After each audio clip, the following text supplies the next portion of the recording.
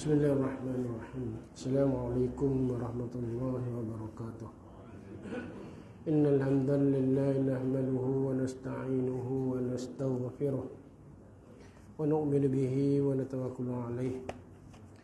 Wa na'udzu billahi min shururi anfusina wa min sayyiati a'malina. May yahdihillahu fala mudilla lahu wa may yudlilhu fala hadiya lahu. ونشهد أن لا إله إلا الله وحده لا شريك له ونشهد أن سيدنا محمدا عبده ورسوله أرسل رسوله بالهدى ودين الحق ليظهره على الدين كله ولو كره الكافرون. الحمد لله ثم الحمد لله.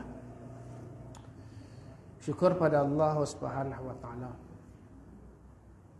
diberi kesempatan oleh Allah, diberi kehidupan, dipanjangkan umur, sedangkan ramai kawan-kawan dah meninggal.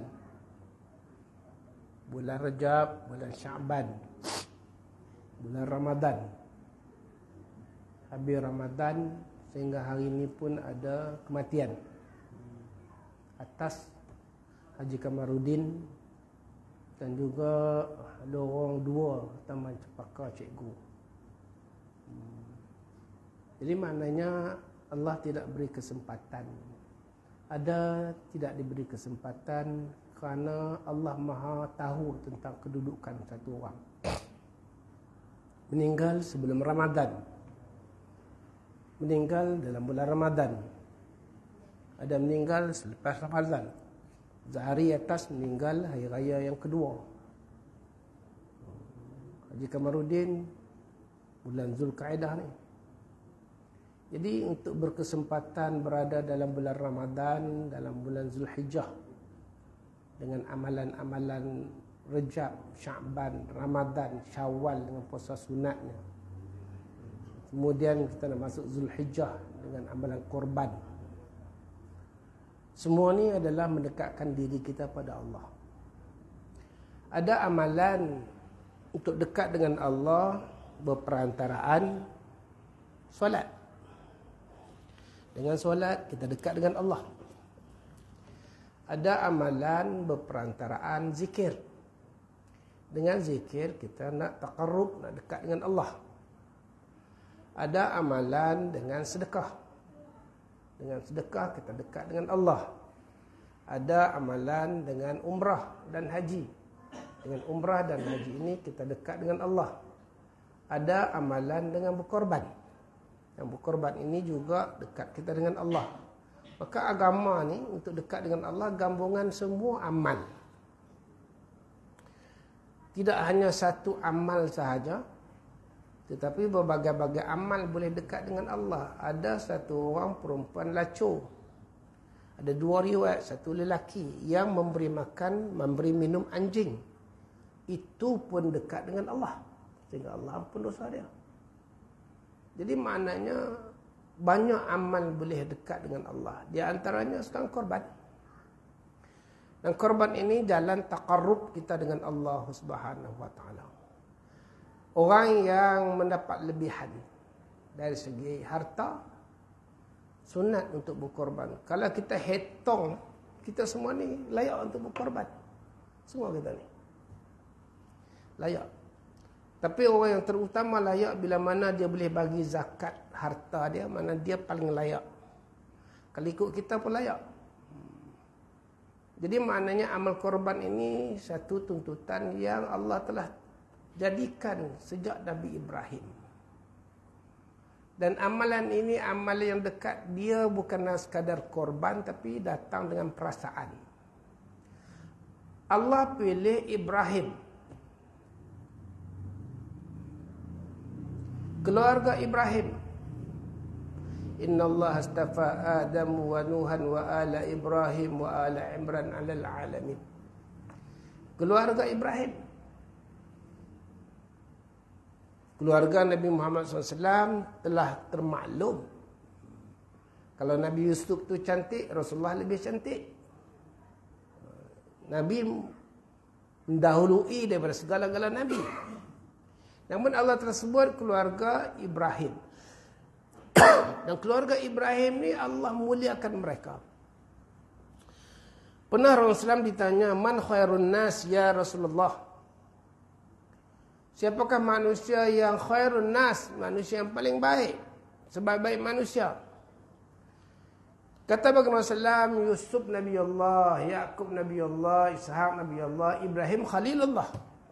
Ini kesan daripada Ibrahim. Rabbi ja'alni muqima salah wa min zurriyati. Inni askantu biwadin zairan. Zurriyati, aku tinggalkan zuriat keturunan aku di wadi yang tidak ada tanaman. Ini pengorbanan.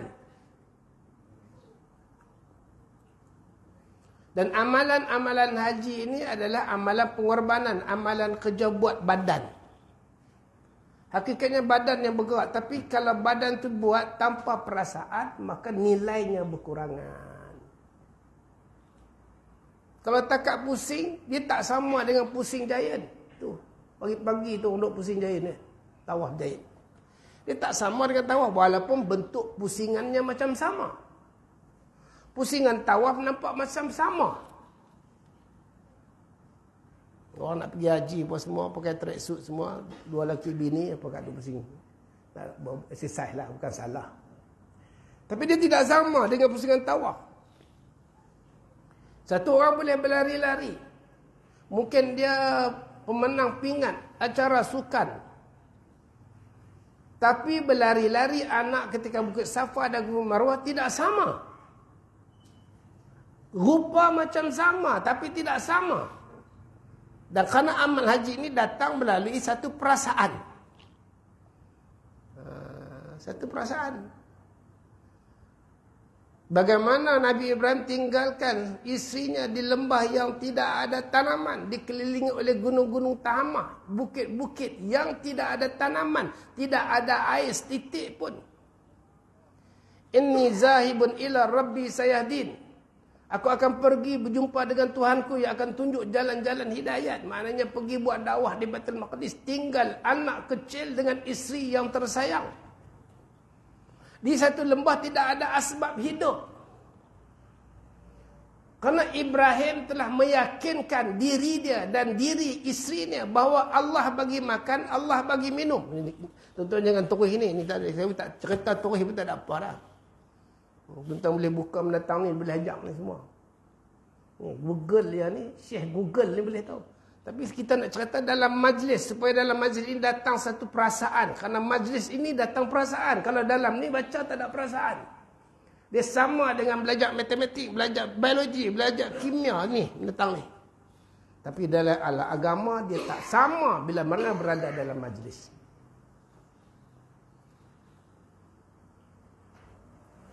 Jadi apa yang Nabi Ibrahim buat ni, dia datang dengan perasaan pengorbanan.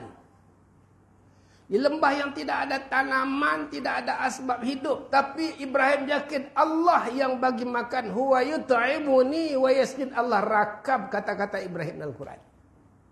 Dia yang bagi aku makan, dia yang bagi aku minum. Dan Siti Hajar dan Siti Sarah pun faham Allah bagi makan, Allah bagi minum. Bukan hanya Ibrahim yang faham begitu, yakin begitu, isteri pun yakin begitu. Bila ditinggalkan, Siti Hajar tanya, wahai suamiku, apakah kamu tinggal ni kerana perintah Allah? Ibrahim bertanya, perintah Allah. Apa jawab Siti Hajar? Kalau ini perintah Allah, Allah tidak akan menyia-nyiakan kami dua beranak ni. Anak kecil. Bila Ibrahim pergi, Ibrahim tak pandang belakang. Kerana ada satu perasaan cinta kasih pada anak. Allah dah uji Ibrahim. Anak kecil.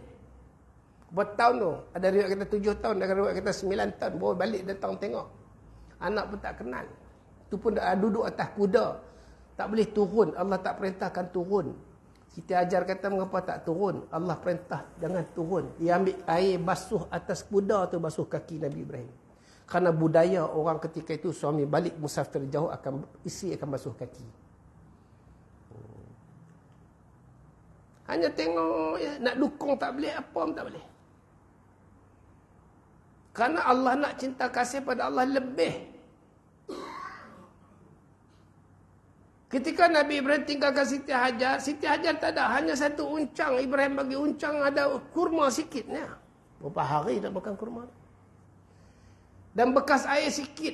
Tapi Nabi Ibrahim tinggalkan satu bekas air besar. Kenapa dia tinggalkan? Dia tahu Allah akan datangkan makanan dan minuman. Allah berkuasa walaupun tempat yang tidak ada tanaman dan minuman. Siti Hajar lari bukan mengharapkan suaminya satu orang Nabi. Dia berlari Bukit Safa, Bukit Marwah, keadaan anaknya yang menangis. Lari Bukit Safa, Bukit Marwah, Bukit Safa, Bukit Marwah. Mengharapkan pertolongan daripada Allah. Naik atas bukit dia tengok. Kuku ada sesuatu. Lari naik bukit dia tengok. Sambil doa, ya Allah. Sebab tu sunat. Kita sa'i sampai kat Bukit Safa. Kita doa Bukit Marwah. Kita doa. Sunat tu dituntut. Amalan kerja buat badan ni tak ada apa. Tapi lari dengan perasaan itu yang Allah nak. Macam mana Siti Hajar berlari-lari dengan mengharapkan pertolongan Allah. Begitulah kita berlari sa'i dengan satu perasaan. Beginilah Siti Hajar buat. Dan mengharapkan doa pada Allah. Kabulkan permintaan doa hidayat untuk semua ni. Isi anak-anak yang ditinggalkan. Doa kekal dalam hidayat. Jadi ini amalan perasaan. Sehingga Allah terlalu suka larian ini. Berlari ini Allah suka. Allah rakamkan dan semua umat ini buat haji kena lari Bukit Safa, Bukit Marwah. Buat umrah lari Bukit Safa, Bukit Marwah. Allah suka perbuatan ni. Allah kekalkan umat ini kena buat benda ni. Jadi kita bila kita buat dengan perasaan. Begitu dengan tawaf, begitu dengan korban. Korban katakan pagi raya tu datang tengok mana aku punya lembu ni, mana aku punya lembu. Dia kata lembu nombor 1 Muhammad bin Dan. Lembu nombor 1 yang pertama, yang kedua Dan bin Arifin, maknanya 2 beranak ni. Semua sebut nama. Oh, ni lembu aku. Lepas tu komplain, lembu kurih nak membuih. Apa je ke ni? Ini nilai korban kita. Nilai korban kita. Hakikatnya korban ni dengan perasaan. Macam mana amalan yang Nabi Ibrahim Siti Hajar buat. Sehingga Allah datangkan air. Sumber datang daripada syurga yang tidak akan kering sehingga hari kiamat. Zam-zam. Allah suka. Yang minumnya berdasarkan niat. Tak ada air lain tuan-tuan tak boleh. Hanya zam-zam sahaja. Minum hilang dahaga di dunia. Sayyidina Umar adalah minum niat hilang dahaga di hari akhirat. Minum berdasarkan niat. Tidak ada satu air pun. Hanya zam-zam. Air yang paling. National Geographic Explore turun kru dekat Peri Zam-Zam. Tuan-tuan mungkin tak, zaman saya pergi dulu, saya boleh pergi masuk kat Peri tu. Boleh tengok dalam tu. Tengok. Cuma tak boleh sembahyang basah. Tidak boleh sunat sembahyang situ. Tengok mesin dia tungtang depan. Tengok. National Geographic Explore dalam tu 1 hari, 2 hari, 3 hari tak tahu ayam main mana. Hantar dia punya robot tu turun. Lepas tu hantar dia punya kru. Tengok Zam-Zam. Hari yang ke-7 selepas minggu baru nampak air tu membuak-buak keluar daripada celah-celah batu. Tak tahu sumbernya. Nabi kata sumber daripada syurga. Satu orang Perancis kata orang Islam minum air kumbahan. Kerana dia duduk tengah-tengah gunung-gunung Tihamah, bangunan semua dah. Air kumbahan tu masuk. Jadi Zam-Zam ni minum air kumbahan. Mana air acang kata orang tahu. Ketika itu pemerintah Saudi, tak silap saya siapa, Al-Malik Fad, dia panggil pakar-pakar air seluruh dunia buat kajian. Akhirnya terbukti Zam-Zam adalah air yang paling baik dalam dunia. Semua ujian dibuat. Tu Zam-Zam istimewa. Tutup mulut semua orang kafir bahawa inilah air yang terbaik. Begitu dengan amalan korban, tuan-tuan. Korban kita tengok lembu kita. Raya ni pagi, inilah lembu. Sebelum tu tak tahu lembu mana satu, tak tahu. Dia kata ni lembu lah. Masuk peserta yang pertama, lembu yang pertama, lembu yang kedua, lembu ketiga, lembu keempat, lembu kelima, lembu keenam. Kalau atas tu sampai 11. Baru kita tengok rupa lembu kita. Lepas tu kita pun korban. Pagi raya, habis sembahyang raya, balik pakai tracksuit datang, bawa pisau apa semua, tengok lembu kita. Paling-paling nilai korban kita itu je. Habis tu kita ramai-ramai ambil daging, bawa balik makan. Habislah korban kita. Tapi hakikatnya korban tuan-tuan, paling tidak, paling lekeh seperti Maulana Mahmudul Hasan. Pengetua yang pertama Darul Ulum Deoband. Kau tak silap saya, pengetua yang pertama. Yang kedua Syekh Anwar Kashmiri, tu orang hebat, alim betul. Kalau tuan-tuan pergi Mekah, tuan-tuan pergi tengok Quran, rak Quran tu, tuan-tuan ambil Quran. Kalau tuan-tuan ambil Quran yang Urdu, di bawah tu dia tulis Maulana Mahmudul Hasan. Dia yang susun Quran tu. Diiktiraf oleh seluruh dunia. Ulama besar. Dia kalau nak korban habis hari raya masuk hari tasyrik habis, dia akan beli satu ekor lembu. Lembu tu walaupun dia satu ulama besar, anak murid dia ramai, anak murid dia boleh ambil rumput apa saja. Dia sendiri cari rumput, ambil sabit. Pagi-pagi, biasanya pagi ni dia habis sembahyang subuh, dia akan zikir wirid, kemudian tunggu rehat sekejap sarapan, kemudian dia akan mengajar kelas hadis dia. Tapi dia cari ruang untuk ambil sabit, cari rumput, potong rumput, bagi lembu dia makan, ambil air bagi makan. Habis tengah hari dia akan rehat. Dalam rehat itu dia curi, ambil ruang untuk bagi lembu dia makan, ambil rumput, minum. Kemudian rehat sudah lepas zuhur dia ada kuliah. Lepas asar dia cari ruang untuk bagi makan lembu dia lagi sekali. Namun lepas asar kuliah tak ada, dia akan habiskan zikir-zikir dia dan menjawab surat-surat persoalan-persoalan agama dulu lah, seluruh dunia. Walaupun nampak ulama India tapi datang seluruh dunia. Dalam bahasa Arab sama di India, bahasa Urdu. Dia akan bagi makan. Dia tak bagi anak murid dia makan, dia bagi makan sendiri. Sehingga lembu tu terlampau manja dengan dia. Manja sungguh, datang dia urut lembu tu, duduk sebelah dia. Ketika musim panas, dia mengajar di luar kerana panas dalam bangunan madrasah. Dia mengajar di luar di bawah pokok rendang. Lembu tu akan duduk sebelah dia sambil dia duduk mengajar hadis. Anak murid ramai. Lembu duduk sebelah dia. Bila cukup 1 tahun, dia pun pegang lembu yang dia sayang, dia cium lembu dia. Dia korbankan lembu dia dengan tangan dia ada sembelih. Dia kata, ya Allah, inilah korban aku. Baru ada nilai. Baru ada nilai korban. Sebab korban ni atas perasaan. Macam mana Ibrahim terlalu sayang kepada Ismail, korban. Yang tu yang kita nak dalam korban. Bukan takat bagi 750, 800. Bukan itu. Perasaan ini yang kita nak tanam. Baru nilai korban kita terhasil. Jadi macam mana ruang kita nak buat? Jadi kita kena create di mana kita kena wujudkan satu perasaan. Susah kalau kita tak buat susah. Tuan-tuan, ada orang bela kucing 3 bulan kucing mati, dia punya sedih. Ayam berak kapok. Baru kucing bela 3 bulan. Ada seorang ayah anda pergi dah. Tu saya sebutlah kalau ayah anda aja cincin penuh jari kan. Aku ustaz, kucing saya hilang, ustaz boleh cari tak? Dia suruh saya cari kucing dia, scan ke mana ada. Maknanya ayah anda pagi dah pun terduduk dengan kucing manja ni. Tuan-tuan boleh bayangkan lembu yang kita bagi makan, kita jaga apa semua. Kemudian sunat kita sendiri korban untuk Allah. Macam mana perasaan? Itulah nilai korban yang termampu bagi kita. Tak sama dengan Nabi.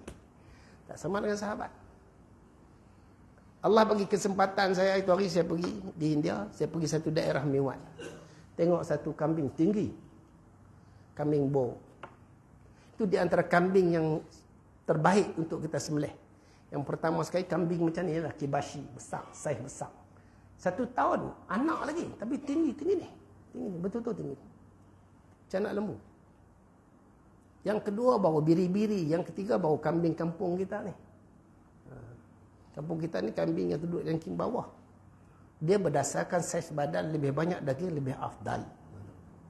Jadi saya tengok cantiknya bulu bersih. Kambing tu manja.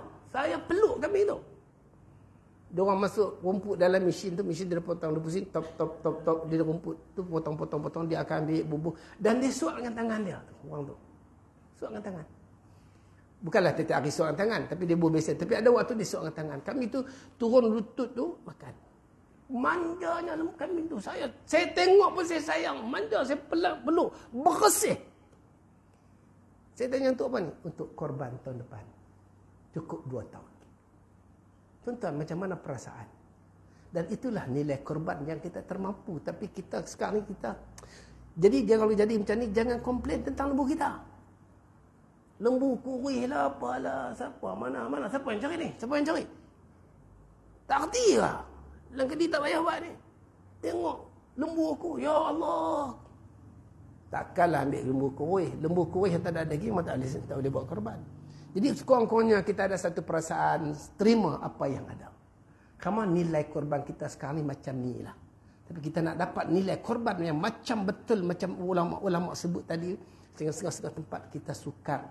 Kerana kita pun tak boleh bawa lembu. Paling eloknya lembu seminggu datang. Tapi kerana suasana taman tak sesuai. Kalau kita datang kan habis orang komplain. Sekarang ni pun orang Yahudi, orang Freemason, orang ni dia orang dah komplain. Grup-grup Kristian, grup-grup ni komplain. Mereka dipanggil dalam satu grup, dia panggil World Animal Right. World Animal Right ni dia orang akan protes tiap tahun Hari Raya Korban. Mereka halang, jangan minta World Animal Right ni, WHO, semua organisasi antarabangsa ni hentikan penyembelihan lembu dan kambing Hari Raya Korban. Kerana mereka menganggap menganiaya binatang. Ini satu fahaman rosak. Mereka saja Allah perintah kita makan binatang itu. Allah yang beri. Allah yang kawal mereka, bukan pupus. Grup-grup Children of the World, The Greenpeace apa semua ni. Ini grup-grup yang mereka menganggap dunia ini memang betul Nabi sebut. Ad-dunya sijnul mu'minin wa jannatul kafirin. Syurga bagi mereka, penjara bagi kita. Jadi nak jaga syurga dia. Sampai lembu pun kita. Sedangkan McDonald sembelih lembu beribu-ribu, Kentucky sembelih ayam beribu-ribu, hanya orang kaya yang makan dengan tuan-tuan tengok makan burger apa semua, Burger King. Sedangkan orang Islam sembelih lembu untuk bagi orang miskin makan. Kalau orang miskin tak makan, korban itu tidak sah. Tidak. Maknanya kita ni nak bagi orang miskin. Gulungan-gulungan jahat. Ada panggil World Animal Right. Nak hak-hak binatang pun dia nak protes. Sedangkan manusia mati berkelipangan, tak ada pun satu orang bela Palestin, Syria, Jordan apa semua sekali ni. Lebanon, Afghanistan. Jadi tuan-tuan, korban ini dengan perasaan. Sebaiknya lembu itu dibawa seminggu, itu paling baik. Kurang-kurangnya dalam seminggu tu kita jaga, bagi makan, bagi minum. Kurang-kurangnya datang dalam masa seminggu tu satu perasaan keperasaan sayang dengan binatang, dan kita nak korbankan benda yang kita sayang. Itu. Tapi kita tak boleh buat. Kita boleh lembu datang malam tu, esok baru kenal, inilah lembu aku rupanya. Itu sahaja yang kita termampu. Jadi bila berlaku apa-apa kesilapan, bukan cacat, sesuatu yang ni, jangan criticize. Terima apa yang ada. Karena nilai korban kita akhir zaman ni inilah yang ada. Kita tak duduk kampung. Ini yang ada. Baik. Kalau saya cerita, kalau saya bawa kitab Bahrul Mazi, saya dah set tengok, saya kata boleh ini paling-paling 3 bulan baru selesai. Jadi kita dalam masa seminggu 2 lagi dah nak ni. Jadi saya buat rumusan 2 siri. Sama tempat ada tempat atas, sana ada juga tempat lain pun dia orang minta juga buat 2 siri. Jadi kita pecah 2 siri. Tuan-tuan jangan bimbang, jangan kelam kabut, kita buat ikut pelan-pelan. Baik. Saya dan depan saya ni kitab Wahbah Zuhaili. Kitab ni besar, 4 mazhab. Jadi saya terpaksa tandakan yang hak mazhab kita Syafi'i. Baik. Yang di sini saya ambil daripada dalam satu artikel. Baik. Individu ibadah korban. Individu yang dituntut melakukan ibadah korban. Syarat-syarat bagi individu yang dituntut melakukan ibadah korban adalah seperti berikut. Pertama, seorang Islam yang masih hidup. Yang pertamanya, orang Islam yang masih hidup. Maknanya korban ni orang Islam yang hidup. Tidak boleh melakukan untuk si mati jika dia tidak meninggalkan wasiat. Untuk arwah ayah saya nak buat macam mana? Tak ada. Kalau buat, jadi udhuhiyah, jadi sembelihan biasa. Macam kita pergi beli daging kat pasar, itu je. Ini sembelihan biasa. Macam kita sembelih nak buat kenduri, itu je jadi bisnes. Maknanya kalau sekiranya bapa kita si mati atau mak kita tidak wasiatkan, tak ada. Wasiat di sini ada dua bentuk. Kalau wasiat dia kata abah bercadang, insya-Allah lah kalau ada duit lebih tahun ni ingat nak buat korban. Dia pesan kat kita pun sama duduk minum, kena goreng pisang, mak duduk depan, ayah duduk sini, si duduk sini, minum petang. Abah ingat abah nak buat korban lah, insya-Allah kalau lebihan duit ada tahun ni nak buat korban. Kita pun dengar, isi kita dengar, mak kita dengar. Tiba-tiba sebelum Ramadan dia meninggal. Jadi yang tu sudah dianggap sebagai wasiat. Boleh tak kita buat? Boleh. Tapi kalau dia kata abah nak korban tahun ni, kalimat-kalimat yang serupa dengan tu. Dia kata apa? Ini adalah korban. Dia tunjuk kambing dia atau lembu dia. Ini binatang korban. Aku nak jadikan binatang ini binatang korban. Kalau ditunjuk begitu, sudah jatuh sebagai nazar. Ingat kata-kata kita tahu? Sebab tu lembu kita tak tahu, tak apa. Tapi jangan kita buat satu bentuk yang rupa nazar. Aku nak korban tahun ni. Sudah jadi nazar. Kalau ada lembu depan dia, kalau dia mungkin ada lembu kat kampung, dia kata, ni nak buat korban ni. Sudah jadi nazar. Bila jadi nazar, tak ada seorang daripada waris boleh ambil makan. Dia jadi korban wajib. Itu kata-kata tu kita kenal. Di sini dia sebut dalam mazhab kita Syafi'i. Dan juga pandangan mazhab Hambali, ulama Hambali. Jika seorang itu membeli dengan niat untuk korban tetapi tidak menyebutnya, maka binatang itu dibeli itu tidak menjadi binatang korban. Kerana terlupus hak milik melalui amalan taqarrub. Tidak melakukan secara demikian itu, tapi hanya menjadi wajib bila nazar. Contoh, jika menyebut untuk Allah atasku berkorban, itu jadi nazar. Aku jadikan binatang ini korban, dia jadi nazar. Jadi kalau kata-kata kita itu kena jaga. Jadi maknanya orang yang mati tak perlu, kecuali dia ada wasiat. Dia kata insya-Allah kalau ada duit lebih abah cadang. Kalau itu dia jadi wasiat, maka boleh kita buat, boleh, tidak ada masalah.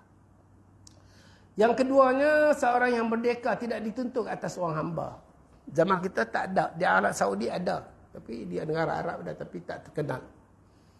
Kalau zaman dulu, hamba tak boleh. Sebab hamba di bawah tanggungan. Dia di bawah tanggungan tuan dia. Maka dia tidak ada hak, tidak boleh untuk dia korban. Sehingga dia merdeka. Kalau tak merdeka, tak boleh korban. Ketiganya mencapai umur balik dan berakal. Jadi budak-budak tak boleh. Mazhab Hanafi kata boleh. Beza mazhab Hanafi dengan kita. Ada perbezaan di antara mazhab Hanafi dengan kita, Syafi'i dan Hambali, ada beza. Kita dengan Hambali ini hampir sama. Bagi mazhab Hanafi, anak kecil boleh tak korban? Bagi mereka boleh. Kita tak boleh. Kita syarat dia apa? Seorang ni mencapai umur balik dan berakal. Kalau tak balik, tak berakal, tak boleh. Kalau dia dah balik tapi tak berakal, maknanya dia bodoh-bodoh alam. Tak boleh. Mesti balik dan berakal. Jadi bagi mazhab Hanafi boleh. Sebab bolehnya apa? Kalaulah contoh, kalaulah bapa dia meninggal. Dia jadi anak yatim dan bapa dia meninggal harta. Maka pengurus harta dia tu boleh tak korban untuk budak tu? Bagi mazhab mereka boleh. Kerana dia ada harta sendiri. Ataupun satu orang datuk dia nak meninggal, dia wariskan. Dia wasiatkan harta dia ini ataupun dia hebahkan harta dia untuk cucu kalau sayang sangat dengan cucu ni. Dia tak meninggal lagi. Tapi sebelum dia meninggal dia hebahkan. Maka cucu tu otomatik ada harta dan boleh tak bapa budak tu korbankan untuk budak ni? Boleh dengan harta dia yang atuk dia hebah tadi. Tapi mazhab kita tak boleh. Itu mazhab Hanafi. Kemudian bermukim atau menetap di suatu kawasan. Jadi kita menetap di sini. Bermukim. Apa maksud bermukim? Bila mana kita berada 4 hari ke atas, kita sudah masuk tarifan menetap. Ini bukan orang kampung. Orang kampung ni lain. Kampung di sebelah kita ni, belah Beranang. Jadi dia orang nak lantik imam. Bila nak lantik imam, mesti anak kelahiran beranang. Sasapan kelubi ke apa, semua situ lah, belah-belah situ. Jadi mana ada budak tu. Jadi ustaz-ustaz yang belajar mengajar UKM, dia orang duduk kat situ. Bila ustaz duduk kat situ, ustaz tu dah boleh jadi imam. Yang lain tak ada layak jadi imam. Baca Fatihah pun masalah, nak khutbah pun tak kerti. Ada imam tua pun tak nak letak jawatan. Dia kata, saya ni dilantik oleh Sultan Selangor, arwah dulu. Tahun 1977 jadi imam. Takkan saya nak tak lautan, dah dekat 60 tahun saya jadi imam. Bahal bila dah umur dia mencecah 80, dia punya bacaan dah telur lah. Kita tak boleh nafi. Jadi tak mau turun itu. Kerana dia orang kata kita nak anak kelahiran ni tempat kita boleh jadi imam. Itu bukan cara dia, itu bukan. Bermukim ni 4 hari kata ada bermukim. Syarat-syarat maknanya tidak boleh melaksanakan jamak kasar, itu dikira bermukim. Jadi syarat dia orang tu bermukim. Bila bermukim di tempat kita lah. Macam mana kita bayar zakat di tempat kita cari rezeki, begitu korban di tempat kita. Dan kita agihkan daging korban kepada fakir miskin di tempat kita. Bolehkah kita buat dekat Kamboja? Boleh. Tapi afdalnya tempat kita. Kalau tempat kita ni orang miskin kurang dan korbannya banyak, kita nak buat sana. Boleh tak boleh? Boleh. Afdal dalam sudut. Afdal bukan sudut korban. Afdal dalam sudut agihan daging itu. Di sana. Kerana orang sana susah nak makan daging apa semua. Di Marawi, kawan saya ada di Marawi. Bila ada di Marawi, dia orang nak buat korban. Tu hari Ustaz Ali pergi sana. Dia orang beli kambing bagi orang kampung makan. Seronoklah orang makan daging kambing. Dia orang jarang sangat makan kambing. Budak-budak tafiz duduk tengok sebab tak cukup. Dia ikut bagi orang kampung. Habis dia bawa tulang tak belakang. Budak-budak ambil curi tulang hak bekas makan tu. Dia pergi gigit. So Ustaz Ali tengok, dia tak boleh tahan. Tak boleh tengok budak-budak. Rupanya tak pernah makan daging lama. Seminggu telur sebiji je makan. Biasa tak makan telur. Kita anak kita Kentucky grapefruit datang, selfie lagi, hantar kat wan dia. Saya duduk pegang daging. Mewah kita. Ustaz Ali dengan jemaah kawan-kawan beli lagi kambing bagi budak-budak makan. Jadi tempat yang begitu, boleh tak kita murah je kambing 200? Boleh tak kita buat situ? Dari sudut agihan daging, afdalnya begitu. Tapi di sudut korban, afdalnya di sini tempat kita bermukim. Kemudian mampu melaksanakan, iaitu mereka yang mempunyai uang untuk pemeliharaan mendapatkan ternakan korban yang lebih daripada kepulauan dan kepulauan mereka yang berada di bawah tanggungannya pada hari raya dan hari tasyrik, bukan sekarang. Karena kita ada lembu. Ketika hari raya tu kita ada. Maknanya ketika hari raya tu ada duit lebih. Hari tasyrik ada duit lebih. Kita nak cari lembu waktu tu, boleh tak? Boleh. Itu sifat kampung, sifat lembu keliling, biri-biri ada keliling. Tapi kita macam ni tak boleh buat macam tu. Tapi itu boleh. Sebab ketika itu lebihan duit, bukan lebihan sekarang, bukan lepas tu. Tapi ketika hari tasyrik dan hari raya, maka boleh kita buat korban. Sebab tu saya kata kita semua ni layak untuk buat korban. Saya pun tak sempat pindah sana pergi ni. Tak sempat nak korban. Biasanya tak tahun korban. Tu pun saya bagi tahu kat saya, siapa yang ada 2 nama, kalau dia nak tukar, saya akan ambil. Sini pun siapa yang ada 2 nama nak tukar, saya nak ambil. Transfer duit. Kalau ni. Sebab saya tak sempat. Untuk tahun ni tak sempat. Kerana tempoh itulah masa bagi melakukan korban. Itulah tempoh dia. Baik. Syarat sah korban. Sah berkorban adalah melakukan 2 perkara. Niat untuk takarub diri dengan kepada Allah SWT waktu niat korban itu semasa menyembelih atau semasa membeli ternakan. Dua-dua boleh. Ketika beli ternakan boleh, ketika korban, ketika nak sembelih tu. Niat. Dengan lafaz boleh, dengan tidak lafaz boleh. Boleh kita sebut. Sebut bagaimana? Allahumma hadza ilaika wa ala hadza minka wa ilaika hadzal qurban alayya. Boleh sebut begitu. Wahai Allah, daripada engkau dan kepada engkau atas korban ini atas diri aku. Boleh. Jadi yang afdalnya orang yang sembelih. Tapi kalau dah 7 bahagian, siapa nak pilih siapa sembelih? 7 orang siapa masing-masing. Yang dalam 7 orang tu, wan ada 2 orang. Ibu tunggal ada 3 orang. Laki baki ada. Yang satu lagi tu dia tak berapa ni sangat. Jadi siapa nak korban? Hal lain semua, tak berani ustaz. Jadi kena wakilkan. Wakilkan ini, apakah nak beritahu? Saya wakilkan ini lembu kepada tuan. Tidak semestinya lafaz. Seperti zakat, kita bawa barang zakat kita pergi ke rumah Amin atau rumah Asnaf. Kita pergi dia tak ada rumah. Biasa kat kampung macam tu dah. Dia pergi sawah ke pergi mana. Kita tak beritahu ke rumah. Cik, nanti beritahu ke Pak Ngah. Beritahu kat Pak Ngah kata ni zakat fitrah saya. Yelah. Sah tak? Sah. Tak semestinya lafaz pegang inilah beras fitrah yang kita buat. Tak semestinya. Begitu boleh. Begitulah wakil boleh saja sebut. Jadi jalan selamat dulu sini. Jalan selamat. Saya punya nasihat cadangan yang mudah. Kalau peserta kursus tu, peserta korban ni bukan tempat kita. Ada sebahagian, ada orang duduk yang lain datang sama dengan abang dari sini. Dia orang buat korban sekali apa semua. Lebih buat satu grup sementara lepas raya bubar. Supaya dalam grup tu ada maklumat, detail, kita hantar apa semua. Dan boleh agih, boleh bagi tahu serahan. Kerana kena wakilkan. Kami serahlah semua sekali. Dan malam ni sebenarnya lepas Isya, kumpulan korban Taman Rasa Sayang, mereka akan kumpul. Dan situ kita akan bagi briefing. Kena bagi tahu awal, tolong serah. Kalau tak serah, kita tidak boleh. Jawatan kuasa ataupun kita yang menguruskan korban ni, tak boleh pandai-pandai. Kerana ini bukan daging kita, bukan lembu kita, bukan bahagian kita.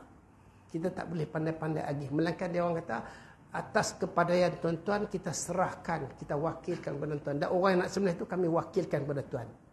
Sebab takkan semua nak sebut datang. Kata wan ada dua. Hak satu wan tu pakai wheelchair. Ibu tunggal ada dua. Yang satu ni ibu tunggal umur baru 33. Dia lagi bahaya mai. Jadi ada yang lain. Takkan semua nak datang jumpa tukang sembelih pula badan sado. Dia ni pun jenis na'udzubillah. Tuan-tuan, sembelih ni tak kira dia asalkan orang Islam. Dengan syarat-syarat dah cukup, dah boleh dah. Kecuali tidak boleh kepada ahli kitab. Untuk korban ahli kitab tidak boleh sembelih. Tetapi kalau dah orang wakil kepada dalam keadaan tertentu, maka baru boleh. Tapi kalau tidak ada orang lain, tak boleh. Kerana untuk korban ini satu ibadat khusus. Maka ahli kitab tidak boleh. Penyembah majusi langsung tak boleh dah. Tak boleh. Ahli kitab sebenarnya sembelihan mereka boleh kita makan. Tapi cerita dulu ni bukan cerita sekarang. Walaupun Saudi kata sekarang Brazil dia punya import lembu, ayam semua dengan sembelihan mereka. Tak boleh. Tuan-tuan jangan makan benda-benda tu. Kat Mekah hati-hati. Dan ayam tu, lembu itu dia orang akan laluan elektrik. Lembu tu dah miong baru sembelih. Ayam tu dah miong baru sembelih. Tak sempurna. Bila kita kopak daging, kita akan lihat ayam tu masih lagi darah ada. Itu tak. Itu kerana dia miong. Lembu dalam keadaan fresh, kita sembelih dengan menghilangkan dua urat dan halkum ini, maka dia akan sembuh keluar darah. Itu istimewanya. Sebenarnya dia bukan sakit. Macam mana ustaz tahu sakit? Ustaz pernah kena sembelih ya? Belajarlah, bacalah. Dia ada dua ni vein. Kita belajar dulu biologi kan. Satu dia panggil primary vein, satu artery vein. Digambarkan biru dengan merah. Biru ni masuk jantung, pam keluar dia jadi biru, bawa oksigen. Yang keluar daripada jantung tu maknanya merah. Jadi bila daripada spinal cord sampai ke akal, ke otak dan terputus daripada otak ni, maka dia sebenarnya tak rasa sakit. Kesakitan tu tak bawa kepada akal. Kita kalau kita tampak ni, dia punya tu terus transfer dekat spinal cord ke akal, baru kita rasa sakit. Berasa sakit. Sebab tu bila kita sakit kita akan, sebab dia panggil involuntary action. Cewa. Kita baca dululah. Kena ambil tahu juga benda tu, sesuaikan dengan hadis Nabi. Sebenarnya yang tu. Jadi dia orang tak. Jadi lembu-lembu burger mereka tu ada masalah. Kerana dia buat begitu. Okey, baik.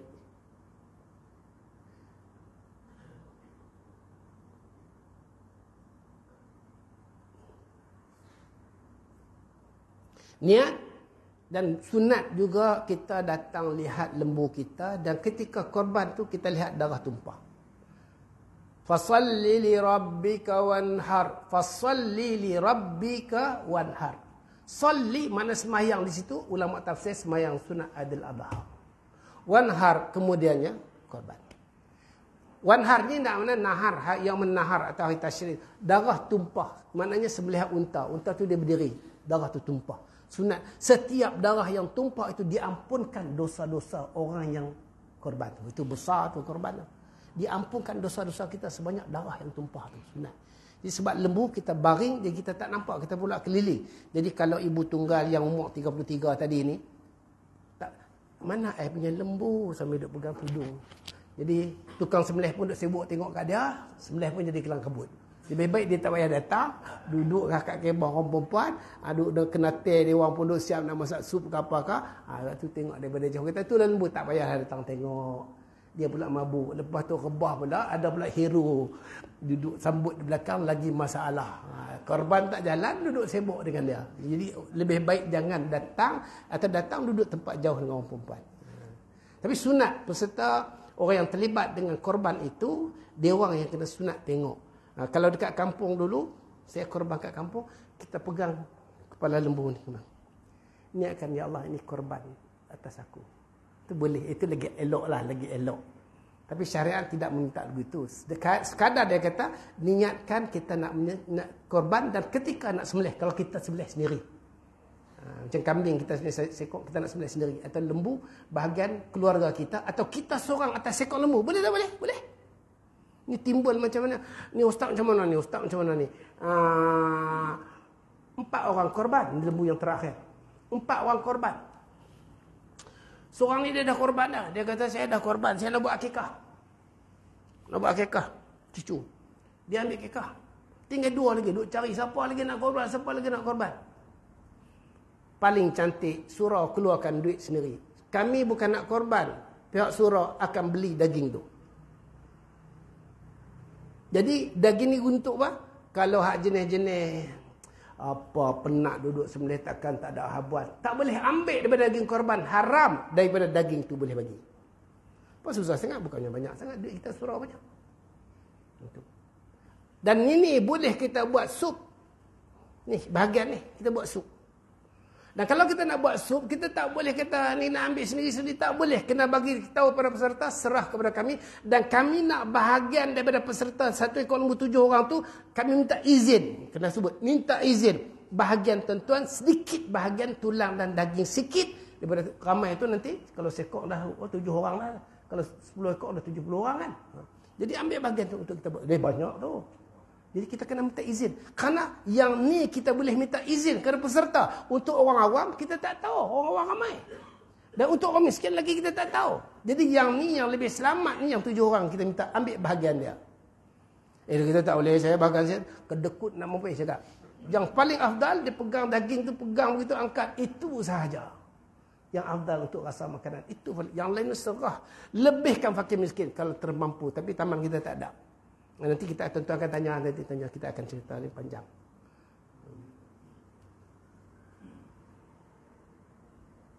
Baik, kemudian memilih ternakan korban yang boleh dikongsi bahagian seperti unta, lembu, kerbau jika ingin berkongsi 7 orang.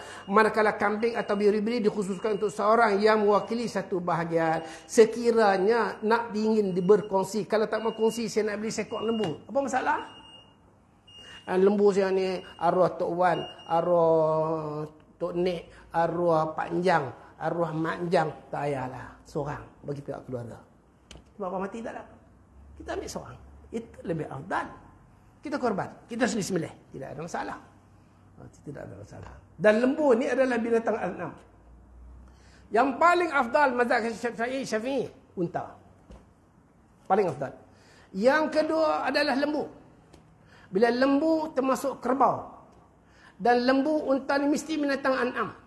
Kambing mesti binatang an'am. Binatang an'am ni binatang ternakan. Kalau seladang kacuk dengan kerbau, tak boleh. Kalau seladang, pernah Jabatan Haiwan kacuk seladang dengan lembu, dia panggil selembu. Dulu waktu kita sekolah dulu kan, ada selembu.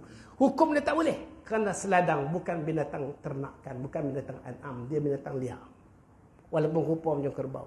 Kalau kerbau yang dilepas, macam di Australia ada kerbau lepas, itu juga bukan binatang an'am. Binatang an'am ni mana? Orang jaga, bagi makan, terkawal, bagi air dia. Itu binatang ternakan bila kita ternak.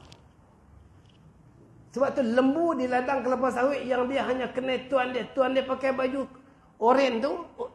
Kalau pakai baju lain tak kena. Baju oren dia bawa garam masa datang. Dia kena yang tu, itu pun bermasalah tuan-tuan. Ada kes berlaku di Sungai Besi, saya ada sana waktu tu. Dia orang ambil lembu yang zaman tu bawa tahun berapa tu, tahun 90. Dia orang belah kat ladang kelapa sawit. Lepas sekali-sekali orang tu pakai baju, dia pakai baju lain pun lembu tak kena. Lembu tu datang, dia bagi garam apa semua. Dan lembu tu tangkap bawa. Dia bila dia ikat dekat Sungai Besi tu, kat pagar. Jadi lembu tu dia bawa malam. Besok orang datang sembahyang subuh, bunyi motor dia terekam pergi bom tarik jokot leher ni. Tak pernah dengar bunyi motor. Lepas tu cerah sikit nampak orang pakai baju biru, hijau, kelabu. Dia punya meronta, akhirnya 2 ekor terkangkang mati. Dan itu bukan binatang ternakan yang kita nak. Walaupun lembu ternakan, tapi lembu itu dilepas liar. Tidak afdal. Walaupun binatang itu termasuk binatang jenis binatang an'am, tapi dia dibelah secara liar. Rusa. Kita belah rusa.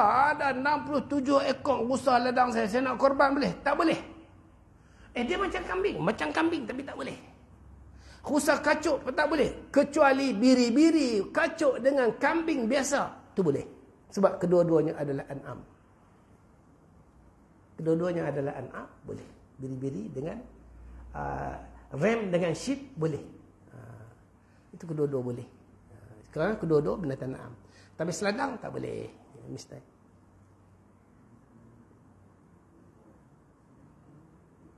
Boleh dikongsi 7 orang. Belah ayam banyak. Tak boleh. Saya nak korban ayam. Membuat korban sendiri ya. Mana ada orang buat korban ayam.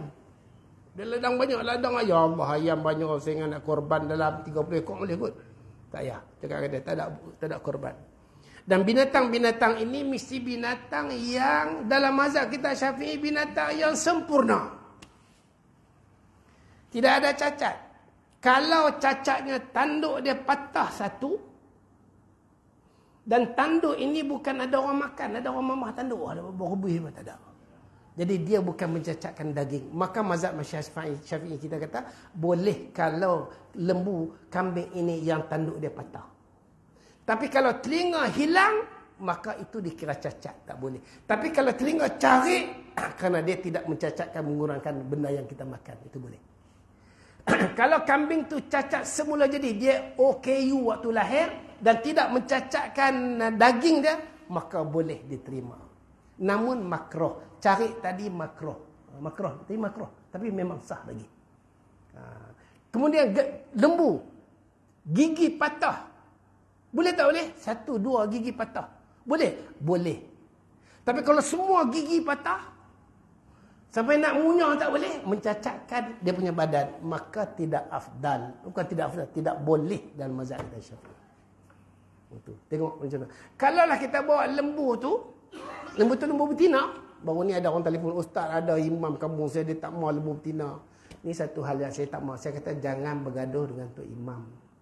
Tu imam nak sembelih. Engkau boleh cakap saya dah beli lembu betina apa semua ni. Tu imam nak duduk situ lama. Keluarga hang kat situ daripada imej yang rosak bergaduh dengan tu imam. Tukarlah lembu lain masa ada lagi. Itulah ansur lah. Tak payahlah. Sebenarnya lembu betina boleh. Dan kalaulah lembu betina tu dibawa. Bila bawa nak dikorban, dia ikat. Nak korban lah, nak korban. 3 hari lagi nak korban. Datang awal. Tiba-tiba dia beranak. Lah, beranak. Maka bila dia beranak, mak induknya disembelih korban, anak juga kena dikorbankan walaupun dia tak cukup umur 2 tahun. Kerana asal dia datang sekali untuk dikorbankan. Kalau dalam korban tu dalam perut dia ada anak, anak tu juga sah dimakan. Sembelih emak, sembelih ibu anak, walaupun anak tu masih dalam perut tak ada sembelih, tapi dia sah boleh makan. Boleh. Dia tidak ada masalah. Ada macam tu. Kalau lembu betina tu datang-datang, susu dia banyak. Susu dia banyak. Kita punya cantik. Sebelum kita sembelih, kita puas dulu, kita buat kopi susu kau punya. Tak boleh. Itu sudah jadi hak milik dalam perbuatan. Tapi kalau susu dia tidak diperah menyebabkan sakit dia, biasanya orang yang ada susu lembu ni, dia akan letakkan ais bagi kurang. Tidak dia bengkak apa semua. Kalau terpaksa juga, maka boleh diperah dan susu itu diberi pada fakir miskin. Bukan senang. Tapi sekiranya berlaku begitulah, yang duk ada dia tak ada lah macam tu. Tapi sekiranya berlaku begitu. Macam tu. Tu jadi kategori lembu, kambing apa semua macam tu. Tapi kalau cacat, ketika kita bawa datang, sebab tu kita nak korban tuan-tuan, jangan heret seksa dia. Kita rebah dia sana, kita tarik dia atas tu, atas tar tu, habis dia sakit dia. Jadi makruh. Biarlah kita rebah di sini, tempat yang kita nak sembelih tu kita rebah kat situ. Kat situ kita sembelih. Dan kalau boleh, kalau kita memang tak pandai lah, kita ni masyarakat kita tahun sekali baru sembelih kan. Tak pandai. Jadi kita jaga bila dah sembelih, bukalah supaya dia dapat mati dengan selesa. Binatang ni dia afdal dalam kehidupan dia bila dia digunakan untuk korban atas agama kita, maka itulah binatang matlamat hidup dia sebagai binatang tercapai bila digunakan atas dasar ibadat pada Allah SWT. Itu binatang. Tuan-tuan saya bagi siri ini bagi. Ini ada lagi di belakang. Tempoh masa korban kita tangguh dulu bila time mana, macam mana mazhab kita, macam mana mazhab terbit subuh kita nak korban, hari raya pertama tu nak korban, boleh tak boleh? Mazhab kita tak boleh, mazhab Hanafi boleh. Sebab apa? Cara dia begini-begini. Hari nahar yang keberapa boleh? Kalau kita sembelih dagingnya kita agih malam kita nak sembelih, boleh tak boleh? Jangan ke mana-mana, siri akan datang. Yang ni kita berhenti dulu. Tuan-tuan kena ingat saya masa korban. InsyaAllah. Baik. Ada orang tak saya? Tuan-tuan kalau nak tanya saya tanya. Baik, ada orang tak soalan. Soalan untuk Ustaz Ambali. Pertama, ada setengah surau atau masjid yang terlepas pandang akan bab ini semasa program korban, iaitu menyerahkan urusan korban kepada wakil, tetapi semua urusan korban itu tidak dilakukan dan tidak dilafaz wakil. Contohnya saya mewakilkan kepada encik sekian-sekian untuk menyembelih haiwan korban saya. Mudah saya tuan-tuan dalam bab ni. Peserta korban kalau setempat, sebab tu saya suka buat grup sementara. Ia makluman dalam grup paling senang lah, sebab kita ni dalam masyarakat kita sekarang ni, orang yang ikut korban ni kadang-kadang orang kampung, anak dia dari sini, anak dia masuk nama dia sekali. Jadi secara umum kita minta semua wakil-wakil peserta korban tolong bagi wakil kepada kami untuk kami menguruskan korban dan agihan daging. Setuju? Setuju. Siapa tak setuju? Ada satu jerongeh tu angkat tangan. Saya tak setuju. Tak apa. Lepas tu ambil bahagian. Tahun depan hang buat tempat hang buat sendiri. Tak payah datang sini. Beritahu kat dia awal-awal. Jadi wakil ini memadai, dia cakap atau dia wakil kepada orang atau anak dia wakilkan. Abah saya, mak saya dah wakil semualah, semua sekali pada. Dan untuk tukang sembelih kita tak tahu tau. Kita katalah tempat kita ni ada 3 orang. Macam rasa sayang, saya salah seorang. Jadi kalau kita tak tahu yang mana lembu kita disembelih, jadi kita secara umum beritahu sebenarnya kita serah kepada tukang sembelih yang ada. Itu dah lafaz dah cukup dah. Tapi saya serahkan kepada Haji Ahmad, imam satu kita ni untuk buat korban lembu saya. Yang ni pun Haji Ahmad, ni pun Haji Ahmad. Haji Ahmad pun sepek pun dah jatuh tu. Dia boleh sekok kerbau, sekok lembu yang boleh korban. Dah hari raya tu pula demam tak boleh. Dah kita wakil kat dia, tak kelang kabut. Ni macam mana dia tak ada ni nak wakil kat siapa? Dia wakil kat Haji Ahmad, nak wakil kat orang lain. Jadi susah tuan-tuan, susah. Umum cerita kami wakil kepada tukang sembelih yang sedia ada untuk buat agihan korban kami. Senang. Tidak, bukan tukang sembelihnya boleh sihat waktu tu. Waktu tu dia pula tersilap makan durian bukan musang king lebih dok cirit pagi tu. Sembahyang raya pun tak main. Dia duduk cari mana dia. Dia pun terberak habis. Takkan dia nak sembelih. Tak boleh lah kalau macam tu. Jadi umumnya lafaz yang senang. Sebab apa kita sembahyang, kita ikut imam. Saja aku sembahyang fardu insya ikut imam kerana Allah. Walaupun kita tahu imam pian. Kalau ikut dalam kitab fiqh kita kena sebut tu. Aku sembahyang fardu insya mengikut imam pian. 4 rakaat kerana Allah Ta'ala ikut imam pian. Sebenarnya lafaznya begitu. Tapi untuk mudahkan kadang-kadang kita tak tahu imam mana naik. Jadi kita kata ikut imam. Nah, walaupun kita tahu imam pian. Begitu. Kalau lah kita duduk belakang kita aku sembahyang fardu isya ikut imam pian. Tengok imam lain naik. Tak sah sembahyang kita. Jadi paling mudah untuk jalan selamat, maka dalam fiqh kita Syafi'i kata sebut ikut imam. Begitulah dengan wakil ni. Terdengar daripada ceramah seorang ustaz yang mengatakan tidak sah korban salah satu jika tidak akad semasa menyerahkan bayaran korban kepada AJK Surah. Bukan tak sah, sah. Walaupun dia lafaz kemudian. cakap kemudian. Umumnya dalam korban kita tiap tahun dah memang ada satu noted, tapi elok lafaz lah. Yang paling elok lafaz. Macam kita beli barang, ikut mazhab Syafi'i, kita beli barang kena kad dah. Mazhab Hanafi tak. Kena kad. Aku beli Musang King ni dengan harga 83. Berapa tadi? 83 ringgit. 40 sen. Weh, kacau. Beli gula head makan kah? Angkat lepas. Jadi mazhab Hanafi mudah. Kita beli je, automatik kita bayar tu sudah ada niat dan lafaz dah ada. Walaupun lafaz tak keluar, niat dah ada. Sebab tu dia angkat nikah mazhab Hanafi. Saya dah duduk mazhab Hanafi di India, di sini pun ada. Dia tengok pengantin perempuan sana. Pengantin lelaki sana. Aku nikahkan kau dengan perempuan tu. Dia angguk. Sah. Tak ada lafaz pegang goncang. Aku nikah. Tak boleh tu, kena nikah. Mampu pengantin. Siksa berpuluh-puluh kamera tu. Alamak, tak jadi dah. Tak sah lagi. Ni orang Melayu kita duk nikah. Saya pergi kawan saya nama Josma Filando. Dia budak Sabah.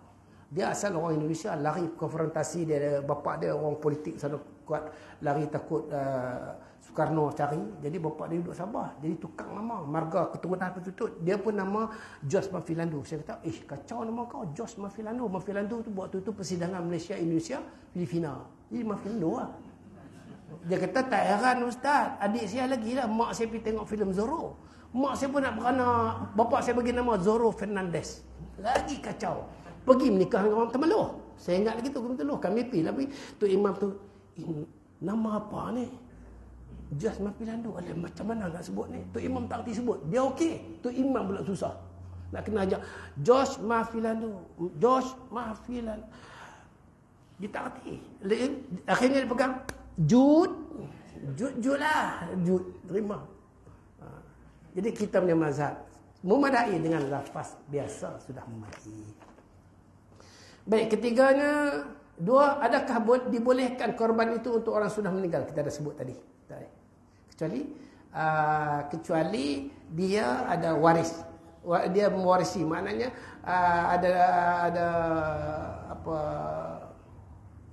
ada wasiat, baru boleh. Kalau tak ada wasiat, tak boleh. Dan bagaimana? Tidak boleh. Bagaimana caranya untuk warisnya menyumbang bakti kepada kedua bapa sempena hari korban itu? Maka kita niatlah. Ganjaran pahala korban aku ini aku sampaikan kepada arwah bapa aku. Sampai. Jangan salah. Ganjaran pahala korban ini aku sampaikan kepada arwah bapa aku. Sampai. Macam kita baca Tabarakalazi. Bacaan Tabarakalazi ini aku sampaikan kepada arwah mak aku. Sampai. Macam tu korban. Boleh. Jangan salah. Bagaimanakah untuk menghindari sikap yang menganggap ibadat korban itu sekali semua hidup sudah mencukupi? Sebenarnya kedudukan dalam mazhab kita dan mazhab Hanafi boleh sekali seumur hidup, memadai sekali seumur hidup. Tapi sebaiknya setiap tahun bila ada lebihan harta. Kita mampu ni. Boleh. Sebenarnya boleh. Keempatnya, ada segelintir umat Islam yang berpegang dengan pendapat yang mengatakan jika akikah belum dibuat maka korban tidak boleh lakon. Tak. Akikah sudut yang lain. Korban sudut yang lain. Kedua-duanya amalan sunat. Akikah kelahiran hari yang ke-7. Yang ni korban setiap tahun ketika hari raya korban. Dia berlainan antara akikah dengan korban. Walaupun bentuk nampak macam sama sembelihan. Tapi akikahnya yang afdal adalah kambing. Dan akikah dengan korban ni sama, agihkan daging. Untuk akikah, korban akikah itu yang pertama daging kepada mak bidan dia yang menyambut dia, itu afdal bagi dulu. Kemudian bawalah kepada jiran-jiran dan saudara-saudara yang terdekat. Dan juga fakir. Dalam akikah tidak semestinya fakir miskin. Dalam korban mesti fakir miskin. Itu beza akikah dengan korban. Afdal kedua-duanya bukan buat masak. Tak, akikah bukan buat masak. Tapi kalau buat masak itu meraihkan dan meramaikan, menyatukan keluarga dan tak, itu lebih elok di sudut tu, bukan sudut akikah tadi. Akikah afdal juga bagi daging tu. Kalau yang sambut dia mak bidan di hospital tu tak tahu siapa dia masuk labor room. Siapa yang sambut tadi? Tak tahulah. Mak bidan ada India seorang sambut nak bagi daging akikah ada. India pula sambut janganlah. Cuma yang afdal kalau kita mak bidan kampung dulu, maka mak bidan itulah. Beza di antara korban dengan, dan syarat-syarat itu tidak ada dalam syariat agama. Kena akikah dulu baru boleh korban, tak, tidak semestinya begitu. Kedua-dua adalah amalan sunat. 4, ada segelintir umat Islam yang berpegang kepada pendapat mengatakan jika akikah belum, itu tak boleh. Kelimanya, kekadang dapati pihak jawatankuasa ibadat korban mengabaikan sunnah-sunnah semasa korban. Pertama, parang tidak tajam dan tidak membasuh parang selepas sembelihan pertama sebelum kepada sembelihan kedua. Tidak, bukan sunat basuh. Kalau darah tu masih ada, tidak ada masalah. Ini saya pun tak tahu daripada mana dapat ni. Walaupun darah tu masih ada, kita sembelih 2-3 kali, tidak ada masalah. Tak perlu basuh. Tapi kalau nak basuh, boleh tak boleh? Boleh.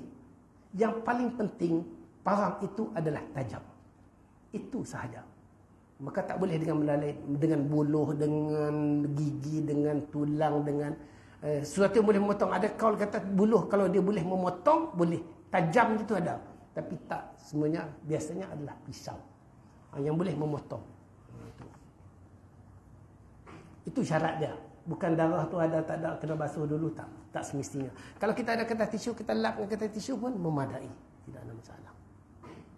Tapi kalau kita nak basuh, boleh tak boleh? Boleh. Tapi kalau kita basuh sekarang ni, basuh kerana darah tu najis, kita celup itu, tak sah basuh. Sebab najis tidak boleh. Dia bukan masalah najis. Tidak ada kena mengenal najis kita korban. Dia syaratnya pisau itu mesti boleh memotong, tajam.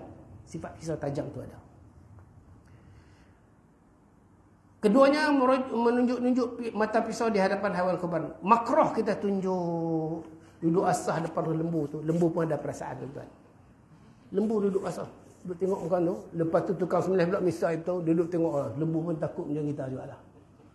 Duduk asal, tu asah-asah lah. Masa kita duduk berkhatan dulu, mudin kampung kan. Tuk mudin duduk asal depan kita mak lain kali dah lah. Lain kali kita sunat. Tuk mudin pun dia asah belakang. Kan? Asah belakang tak nampak pun. Kalau asah depan kita, itu pun ada perasaan tak suka, takut. Jadi binatang pada, ada beberapa klip video kita tengok, ada orang di Latin Amerika. Latin Amerika ni dia bela lembu dia, dia lembu-lembu, manjalah lembu tu. Ketika dia jual lembu tu tengok dia keluar air mata menangis. Lembu ada perasaan. Lembu ada perasaan. Menangis lembu tu. Saya tengok di India lembu Bangla, lembu yang tajuk-tajuk tu. Dia orang duk sebat-sebat, dia punya air mata dia keluar. Dia lembu, dia bukan reti air mata dia buat macam tu. Mana reti lembu, kan? Dia tahu dia buat macam tu. Jadi saluran terus dengan keluar jadi saluran. Kesian. Lembu ada perasaan, binatang ada perasaan. Semana lembu, kucing pun dia ada perasaan. Jadi jangan asah depannya duduk tayang pisau, sembunyikan. Sebaiknya sembunyikan. Jadi kalau kita korban nanti lembu yang pertama, kita keliling. Jadi dia tak nampak, kawan dia tak nampak. Sembunyikan, jangan tunjuk. Makruh. Kalau dia nampak, buat macam mana kan sifat taman kita ni. Cuma jangan tunjuklah, sembunyikan. Ketiganya menyembelih di hadapan haiwan korban lain. Itulah, jangan bagi kawan dia tengok. Binatang yang kalau kita sembelih depan dia akan lari habis burung merpati.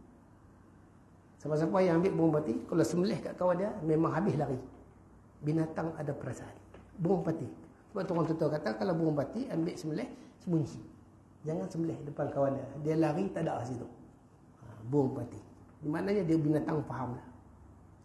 Menunjuk mata pisau di hadapan haiwan korban, tak boleh. Menyembelih di hadapan haiwan korban yang lain, tak boleh. Makruh. Yang tak boleh ni bukan tak boleh, haram, makruh sahaja.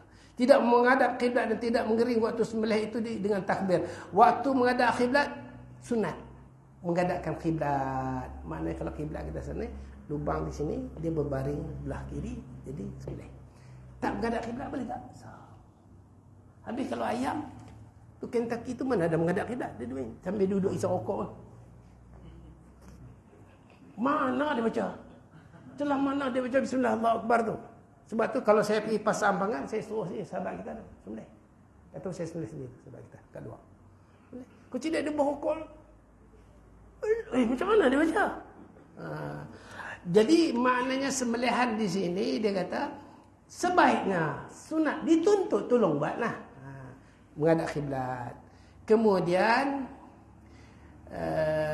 tidak mengiringi dan tidak sebut. Yang takbir ini bukan takbir raya atau duduk Allahu Akbar Allah. Ini sunat saja, boleh takbir untuk memeriahkan hari raya korban kerana takbir hari raya takbir dia ada dua takbir kan, muayyad dengan muallak tu, dia duduk boleh. Jadi letak raya pun boleh lah kita takbir, tidak ada masalah kita takbir. Tapi kalau bismillah wa Allahu akbar tu tidak disebut, yang tu sebut nama tu tak boleh. Nama Allah mesti disebut. Samillah, sebut nama Allah. Bismillah ya Allah. Itu yang tu dituntut. Tidak berdoa semasa sembelihan. Allah taqabbal minna fa innaka antas samiul alim. Boleh, ini saya bahagian daripada doa. Ada lagi doa nanti saya, sebab tu saya kata kalau tuan-tuan buat grup, kalau tak buat grup, saya masuk grup KRT. Grup KRT, kalau masuk grup KRT takut sampai hari raya ni duduk ke atas. Itu belum yang sakit ni. Kalau masuk mati dua orang, innalillahi tu dia tolak lagi orang nak korban ni, cari tang mana. Jadi kalau dalam grup senang lah. Saya akan masuk, insyaAllah saya akan masukkan doa. Bukan grup tuan-tuan, grup sana pun akan ada grup. Allah, sana orang tunggu pukul 9 dia pun tunggu saya. Saya akan masukkan doa-doa sunat, kita baca doa tu. Kemudian bendera binatang korban saya tidak sengaja atau sedari semasa proses menumbangkan lembu. Lembu tu hati-hati, jangan sampai dia sakit. Macam saya sebut tadi, heret di atas sakit sehingga badan dia mengelupah. Bila kita lapah dia, kita nampak dia punya lebam dia tu kat pecah darah dalam daging tu. Janganlah sampai macam tu, kena siksa dia. Keenam, kalau hanya ketua keluarga saja yang melaksanakan korban, maka berarti dia telah melaksanakan korban untuk semua keluarganya sekali. Ya, Nabi korban untuk semua satu ekor lembu untuk isteri-isteri dia. Boleh tak boleh? Boleh. Dan ada kes Nabi korban ke satu ekor unta, Nabi korban unta bukan lembu, untuk seluruh umat boleh. Dan Nabi sendiri yang korban 100 ekor unta, 60 ekor Nabi korban dengan tangan dia, 40 ekor lagi Sayyidina Ali sambung. Oi, banyak orang tuan-tuan, bayangkanlah 60 ekor. Nabi buat 60 dan 40 ekor Sayyidina Ali yang korbankan.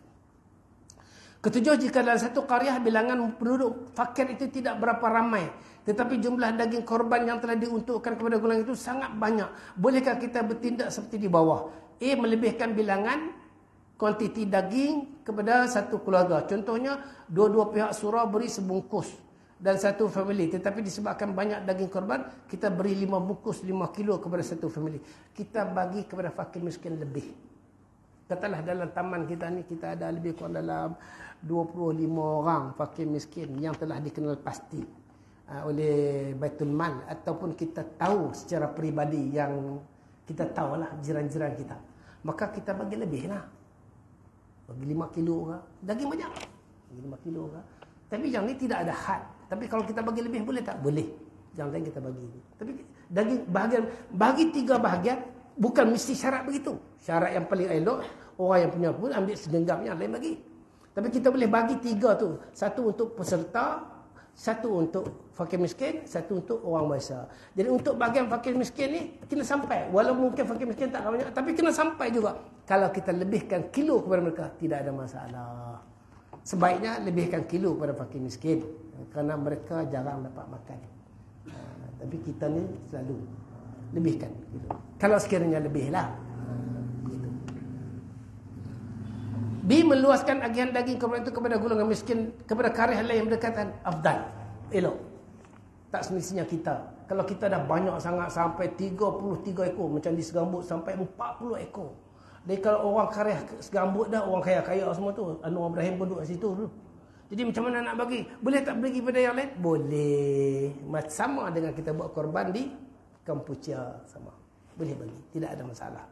Afdal, asalkan daging itu disampai kepada fakir miskin, walaupun di tempat yang lain yang bukan dalam qaryah. Wallahu alam. Okey, saya buka soalan, silakan. Soalan ni bagus, mungkin saya akan baca tempat lain. Soalan ni memang cantiklah, sesuai. Boleh, afdal. Kriteria orang miskin kita yang classify sendiri, kita yang buat sendiri, kita yang cari sendiri, kerana itu yang paling afdal. Kerana majlis tak tahu, majlis hanya dapat maklumat, laporan. Dan majlis pun apa yang berlaku ketika majlis buat, kadang-kadang mungkin tanah kampung dia kena tolak, dapat 2,5 juta, dia jadi kaya, dia dalam kategori, dalam rekod masih lagi fakir miskin. Tak boleh lah. Jadi ada orang datang situ hari ni, dia orang buat majlis, ada orang dia datang, saya minta gugurkan nama saya kerana saya tidak lagi dalam kategori fakir miskin. Ada anak dia dah kerja 3-4 orang, dia minta gugur, dia tak mau ambil. Betul lah tak? Jadi kalau kita yang kena pasti, kadang-kadang orang miskin di teman-teman kita tiba-tiba jatuh miskin kerana kematian suami dia yang berlaku dalam masa 4-5 bulan, kadang-kadang anak-anak mengaji, semua dalam hutang dan sebagainya. Kita masukkan dalam kategori, boleh?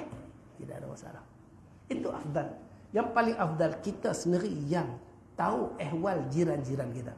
Jadi hal ni kita kena minta bantuan daripada KRT lah. KRT surau kena KRT dan semua. Jadi murad kena ambil ni lah. InsyaAllah. Wallahualam. Okey, lain. Minta maaf saya, dia orang janji pukul 9. Lepas sembahyang saya tak duduk makan lah. Saya pergi sana.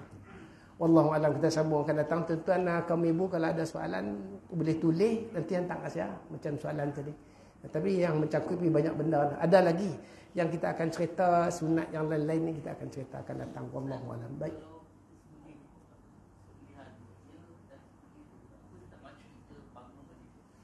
Kalau sembelih tak mati, maknanya orang yang sembelih tu tidak menyempurnakan kedudukan sembelih betul. Maka boleh tak kita balas sembelih lagi sekali? Boleh. Daripada dia terseksa. Daripada keluar pergi makan sampai seminggu dia makan rumput biasa. Jadi makna ada tak ada? Ada. Kes lembu ada. Jadi ketika sembelih tu, tuan-tuan, sebab tu orang yang hak sembelih ni kadang-kadang dia pakai spek. Kan? Saya pun kena pakai spek rumah paksa. Saya sakit mata dah rosak lama dah. Kadang-kadang bila duduk ramai-ramai, lembu tu pun lepas. Dia jadi kelabu. Jadi kita yang duduk keliling tu kena tengok dah putus belum, dah putus. Tapi lembu ni tak, lembu kami tak ada masalah. Saya ajak, orang yang pertama ajak saya sembelih, mak saya. Mak saya ajak saya sembelih. Lepas tu saya darjah 5. Mak saya ajak. Jadi kita sembelih tu, kita tengok kawan kita, dah putus dah. Okey dah. Okey dah. Tuan-tuan boleh pegang macam ni kalau sifat pisau kita melengkung. Dan kalau sifat pisau melengkung dan kita boleh duduk. Tapi kalau sifat kita panjang, maka elok berdiri bila sampai. Elok berdiri. Kalau punya parang biasa ni, elok berdiri. Dan tuan-tuan kalau buka lubang nanti, biarlah lubang tu parasnya lepas paras pisau. Kadar biasa. Ingat tak? Tidak sangkut nanti jadi susah. Jadi kalau 2 kali kita sebenarnya, kalau lembu tu dah bangun, pergi berjalan, macam kes tu pergi makan rumput apa semua. Sedangkan dia duduk nitik darah lagi, maka boleh tak kita balas lagi sekali? Boleh. Tidak ada syarat kata 2 kali sembelih tak boleh. Ini khilaf. Maksud 2 kali ini, lepas kita sembelih, lepas tu duduk kita pergi sembelih lagi sekali, atau sembelih separuh, risau okok dulu, risau tak nak habis okok. Itu yang maksudnya mazhab Syafi'i, sekali ketika waktu tu sekali. Tapi kalau 2 kali, jadi kita faham 2 kali itu jangan terangkat pisau. Itu lebih afdal dalam hal sembelihan. Kita dah baca ni bab sembelihan, saya ingat atas. Saya dah baca bab udhiyah di atas. Kaedah sembelihan, kaedah memanah sembelih macam mana, cara nak baca, dan bila binatang masuk dalam lubang macam mana, kat mana bahagian, semua dah ada kat sana. Kita dah mengajar dulu, dah belajar. Wallahu a'lam.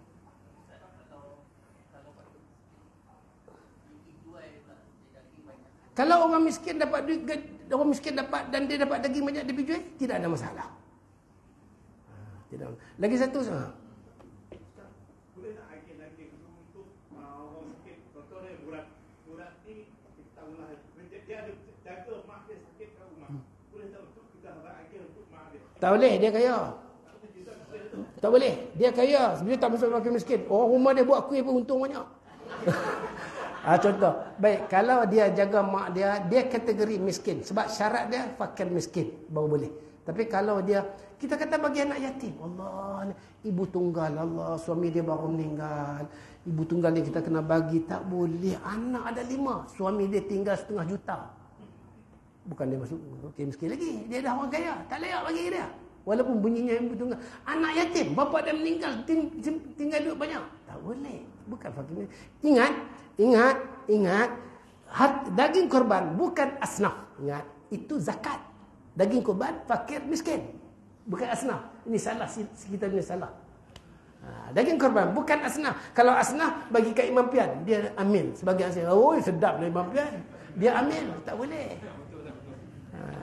Wallahu a'lam. Okey, nah insya-Allah. Saya minta izin sebab dia orang tunggu saya.